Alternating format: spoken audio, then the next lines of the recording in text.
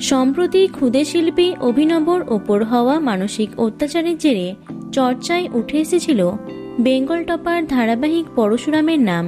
সহ্য করতে না পেরে অবশেষে ধারাবাহিক ছেড়ে বেরিয়ে এসেছিল লাট্টু অভিনব। পুরো ঘটনায় অভিযুক্ত ছিলেন গল্পের নায়িকা তৃণা সাহা।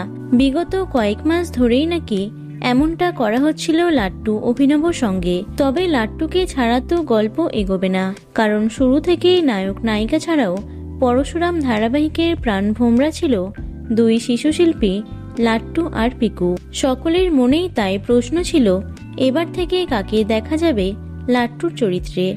অবশেষে সেটাই জানা গেল।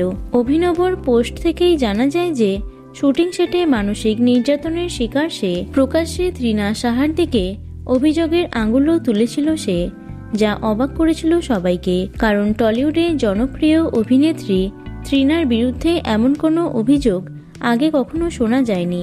অভিনবর দাবি ছিল ক্রমাগত হয়রানি আর অপব্যবহারের শিকার হতে হতে নাকি সে মানসিকভাবে ভেঙে পড়েছে এবং তার বাবা মাই তাকে ধারাবাহিক ছাড়ানোর সিদ্ধান্ত নিয়েছেন। অভিনবর ধারাবাহিক ছাড়াকে কেন্দ্র করে বেশ সমালোচনার মুখে পড়েছিল পরশুরাম ধারাবাহিকটি।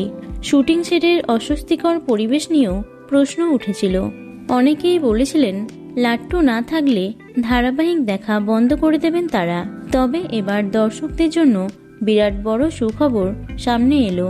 ধারাবাহিকে ফিরছে লাট্টু। না, নতুন কোনো মুখ নয়। অবশেষে অভিনবই আবার ফিরল লাট্টু চরিত্রে। তৃণার উপর অভিযোগ তোলা সেই ভিডিওটি ইতিমধ্যেই সোশ্যাল মিডিয়া থেকে মুছে ফেলেছে লাট্টু। সূত্রের খবর, প্রযোজনা সংস্থার মধ্যস্থতায় তৃণা এবং অভিনবর ভুল বোঝাবুঝি মিটেছে, যা নিঃসন্দেহে বিরাট বড় সুখবর পরশুরাম ভক্তদের জন্য। তো বন্ধুরা, পরশুরাম ধারাবাহিকটি তোমাদের কেমন লাগে অবশ্যই কমেন্টে জানিও। ভিডিওটি লাইক এবং শেয়ার করো। এছাড়াও টলি দুনিয়ার অন্যান্য খবর পেতে চ্যানেলটি অবশ্যই সাবস্ক্রাইব করে রেখো। ধন্যবাদ।